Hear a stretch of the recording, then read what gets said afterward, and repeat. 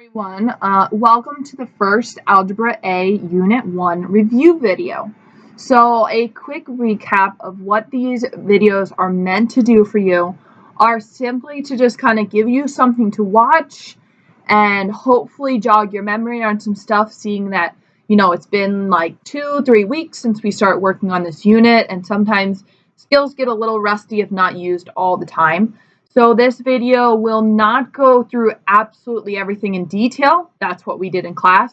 But it will hit the big key concepts to kind of help jog your memory. It also is a way to hopefully go through different problems that, maybe you looked at the first section and you're like, oh, that's easy. Or number lines, oh, that's easy. And then you start getting down into these problems and you're like, okay, I did all of them and I felt super awesome on them. But I looked at your answer key and didn't have any of the right answers. So these review videos can be really helpful to kind of walk you through the problems. When you're looking at this specific area, I'm not going to do every single problem in here, but I will do a majority of them, and hopefully that will help jog your memory. Maybe in all of these you were accidentally distributing wrong or something like that, and you'll be like, oh, that makes sense. Then you can go back through your own problems and figure out where you went wrong. So just kind of keep that in mind. I will not be doing every single video, but my hope here is so that when you come into class, all of you who have watched this video will be like, oh yeah, I can do number lines easy enough, because I'll go over number lines in this video.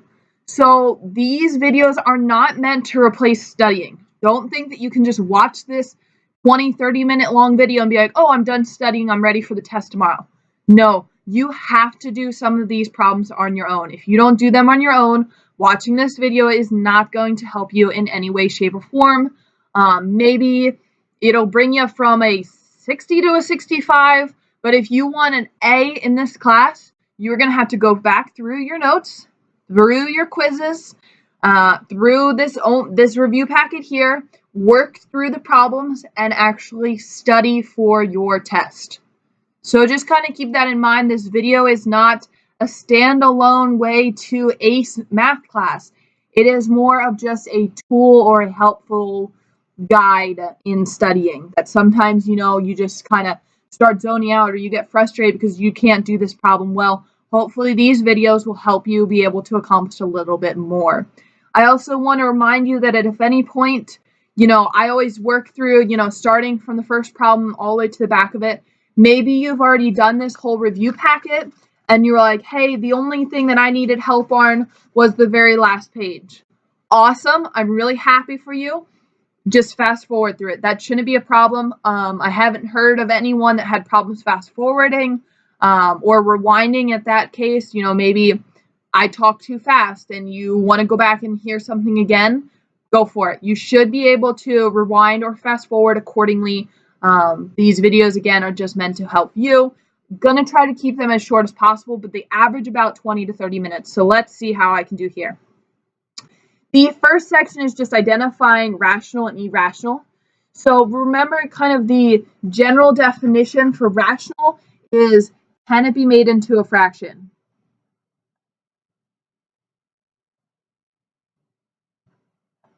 And 1/2 is a fraction. I didn't feel like writing out fraction.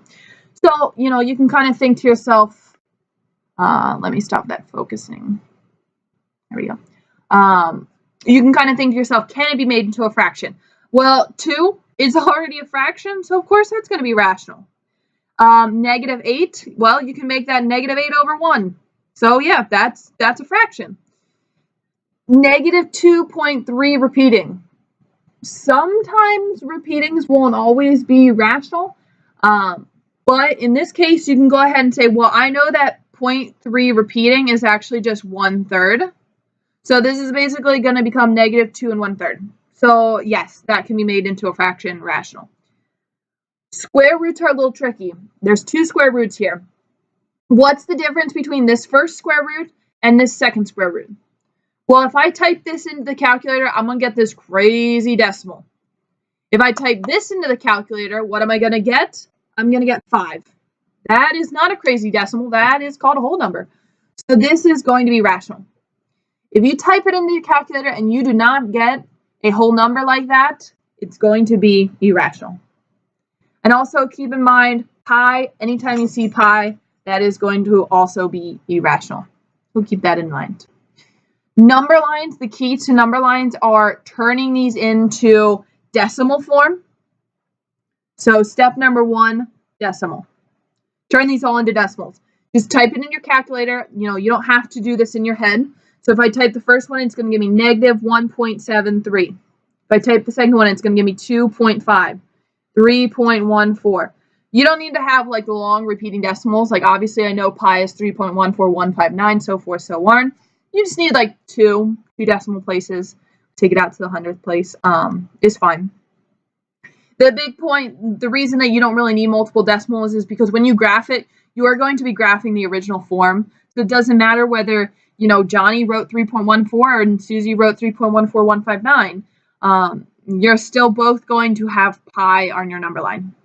So once you have all these numbers, think about which ones go where, and just remember that when you're putting them on your number line, there's 6 numbers. When you're putting them on your number line, make sure that you actually write the starting number, pi, or the fraction one, 5.2, or sorry, 5 over 2. Don't write don't write the decimal of 2.5. Make sure that you write, excuse me, make sure that you write 5 over 2. Next up, we go ahead and move down to operations. The big thing with operations is making sure that you remember the please excuse my dear Aunt Sally, or the highly debated over PEMDAS or PEMDAS, whichever you call it.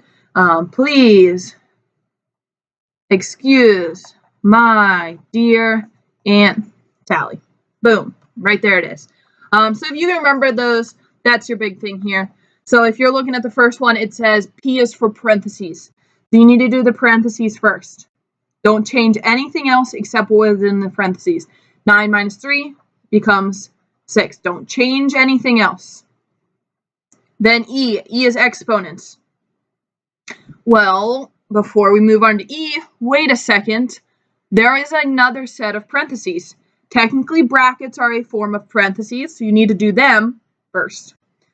So 24 divided by 6 gives me 4.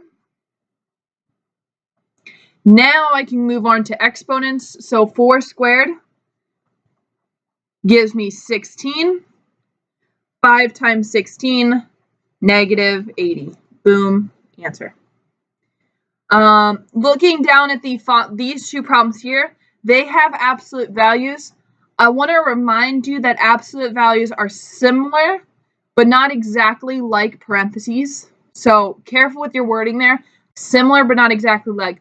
So they kind of act like they're parentheses, like they walk around like, yeah, but they're not really parentheses, but you should still be doing them first.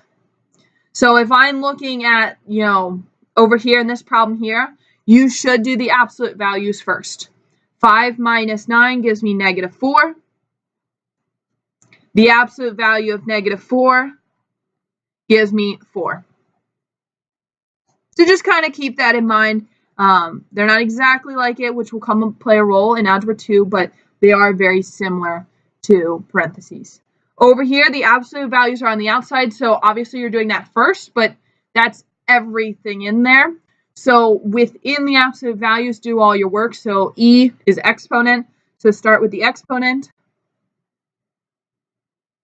Then you have M, which is multiplication. There's no multiplication.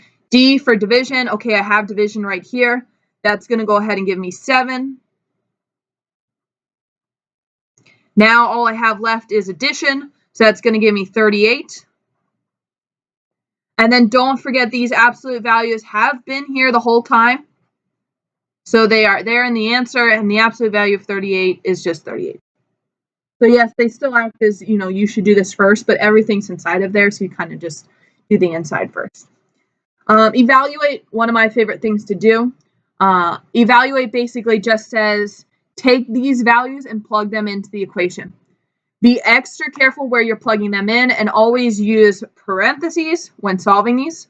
So wherever you plug something in, x. Okay, what does x equal? 8. I use parentheses. Next, I have a y. Well, y equals -2. Let me go ahead and plug that in. So I use parentheses. -6. Oh, there's a z. Let me plug in z. I plug that in. Let me use parentheses.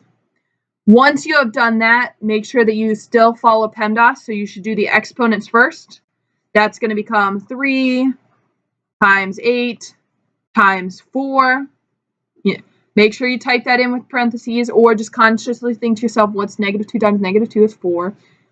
If you don't use parentheses, your calculator will give you the wrong answer there. -1. Then you go ahead, now you can multiply all of these together and get 96. And then -6 times -1 should give me +6. That can be a little tricky with the negative signs there, but even if you did this, even if you said, oh, well, all I did was 6 times -1, well, that's going to give you 96 minus a -6, because 6 times -1 is -6. What's a negative negative? Negative becomes positive, so 96 plus 6, same exact thing. So just be careful with those negative signs and having those double negatives. Down in the next section, it says write an algebraic expression for each of these verbal expressions. So this would be kind of like pretty much what I do all day, every day, is I am reading these problems to you. I'm not just saying 3xy 2 minus, even there I couldn't even do it, 3xy 2 subtraction z. See, it's hard to do. It's hard to avoid the verbal aspect of it. But if I was reading it to you, I'd say 3 times x times y squared minus 6 times x. So I'm verbalizing the whole thing. I'm not just reading it 3xy squared. So when you're looking down here, it's an important skill to have, that you can look at this and say 7 plus. What does that look like? That looks like a 7, and then that's what plus means. The quotient meaning, quotient was one of the words we practiced, meaning division. So I'm going to have some form of division. I don't really know what kind of form, so I'm just going to leave it like that. Quotient of 3. When you see the word and, that means, okay, now we're moving to the bottom of the equation. So I had 3, now I'm moving down. A number, so let's call the number n, squared has a little 2. So the second you see that word and, you should be moving on to the next part. This one says sum. So even though you see the word and, sum means addition, you're just adding them together. Okay. So just make sure you review some of those. I'm not going to do the last one, but make sure that you review some of your key verbal words in our Venn diagram. And product would be one that if you don't know off the top of your head, you're going to want to go ahead and look that up. Moving on to the next page, write an algebraic equation for each of these verbal expressions. So very similar to what we did on the previous page, but this time we should have an equal sign. So the difference between an expression and an equation is an equation always has an equal sign, expressions do not. In this case, you might have heard me while I was saying this, it says verbal expression. Expression in our human language just means a statement, but in math terms, equation and expressions are different things. So when I'm reading this problem, just like we did on the front side, we talked in class. I like to remind you now, I should have reminded you earlier, but we used highlighters in class, so if you want to do that while you're doing this review packet, that's awesome. I don't have a highlighter with me, so sometimes I just underline if I don't have a highlighter. And I pick out those key terms, the key ones that we heard about in class. Difference means subtraction. Square was one of our big ones. These are kind of all the things that you had to pay close attention to.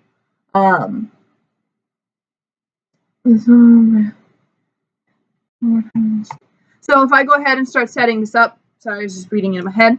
It starts out by saying -6 times the sum, so this is when I should throw some parentheses around, the sum of a number, I don't know what that number is, and 4, sum meaning addition, makes, can be one of our equal sign, can like mean an equal sign. So it's turning it into, it's making it into something new. Makes twice, So that's 2 times the difference. Oh, there's parenthesis. Difference is parenthesis. Of 11 and the square of a number. So here's my number square. So again, I fly through these because this is just meant to be a review. But make sure that you're kind of picking out those key words that means equal sign. So makes is one of those words. Is the most common one. If you see the word is, that means equal sign. That's the most common one that you'll see. Occasionally you'll see curveball like makes. But otherwise, most of the time you're going to see is. That's your equal sign. So sometimes it's even nice to do that. Just right off the bat. Here's your two sides of the problem. You have this side of the problem. So if I read this, it says the quotient, that means fraction. I'm going to have a fraction of a number and 12. Boom. That's one side. Is says, okay, now moving to the other side. 18 less than, whoa, slow down. Less than is one of those tricky words we talked about in class.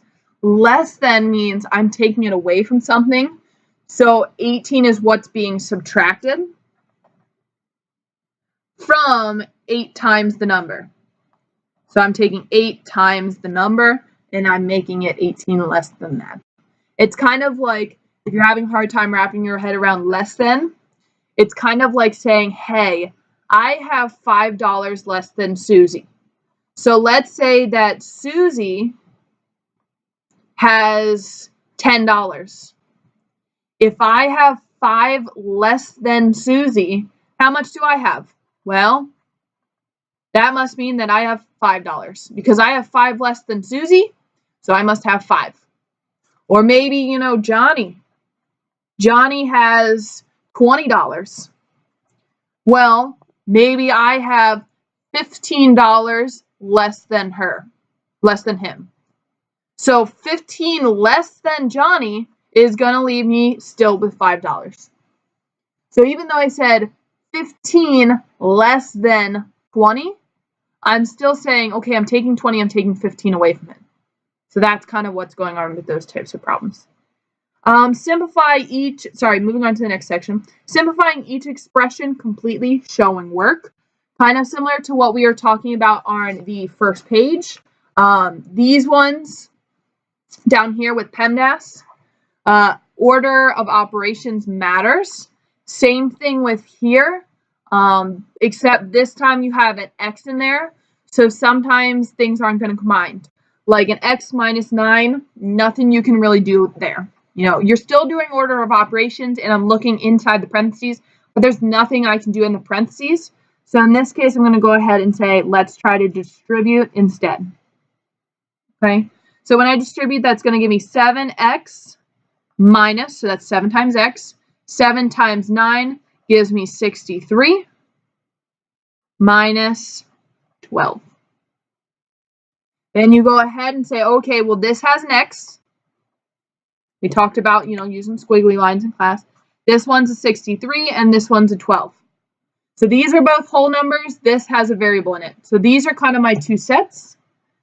I have 2 pieces here underlined. So those must be able to be combined. So I'm going to get 7x minus 75. The 7x and the 75 cannot be combined because one has an x, one doesn't. Therefore, that's going to get me to my final answer. So again, letting you take off on the rest of them, some quick reminders. This one, you're like, okay, well, there's nothing to really distribute here, but technically this is a -1. So you're going to actually be distributing a -1. So be careful with that. Moving right along down to the next couple of problems. These ones, the writing expressions should be pretty easy. You're pretty much just counting how many like terms are there. There's 1, 2, 3, 4, 5. There's 5 eighths. So I'm going to have 8 to the 5th.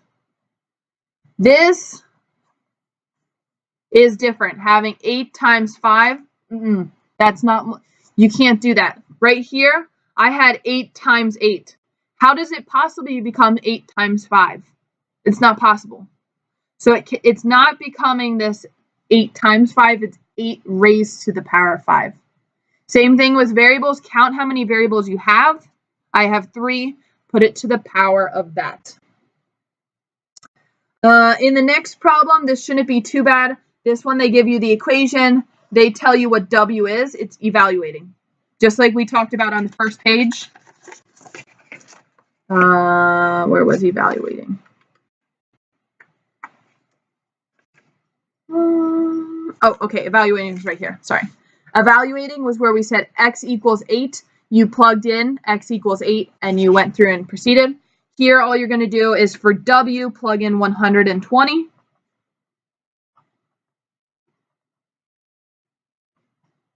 You can rewrite this. Sometimes it's helpful to rewrite it in this way. You have the 3 times the, because this is technically x over 1. Everything is over 1. So you have a 3x over 4. So you have it being divided by 4. How would you get rid of dividing?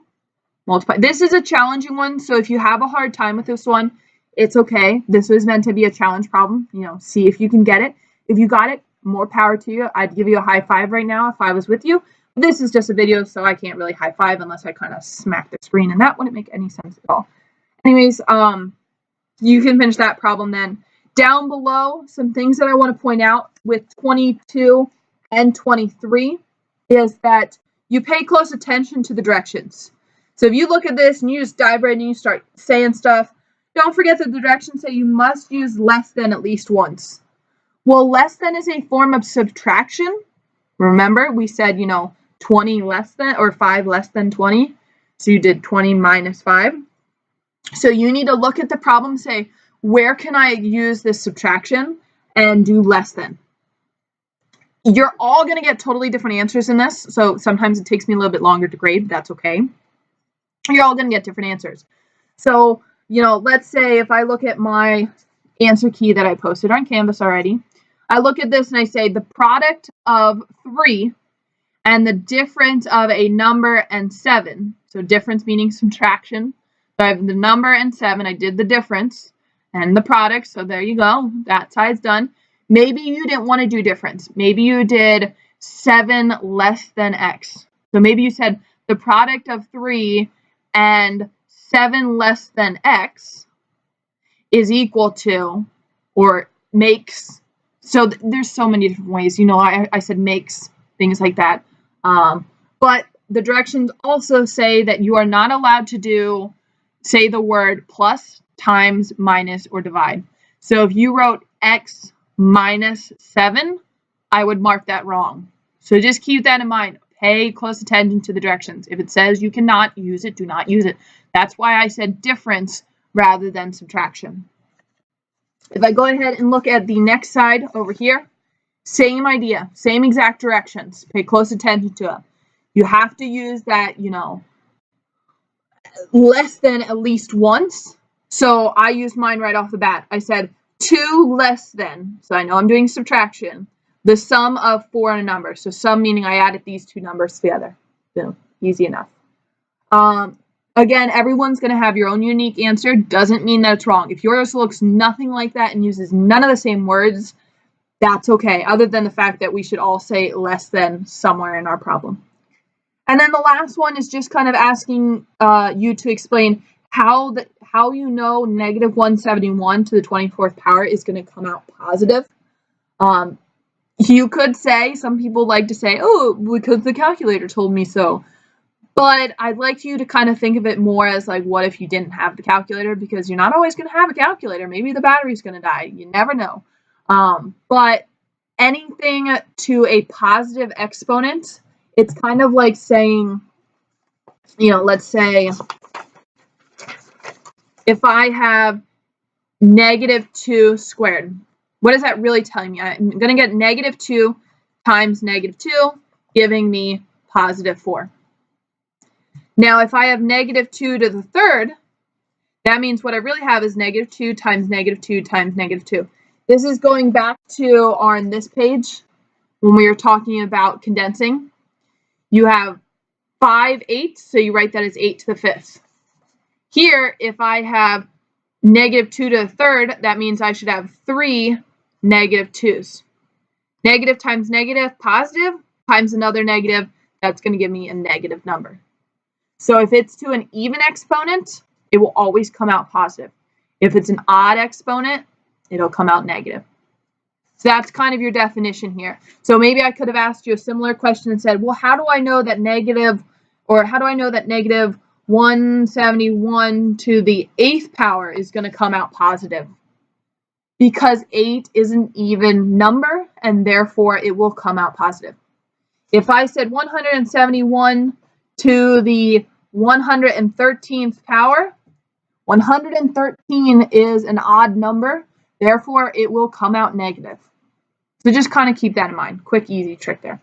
But that brings us to the end of our first review video. Please feel free to go back and watch it again if you want, but absolutely go back to your notes, try the problems that I did not go over, and good luck on the test tomorrow.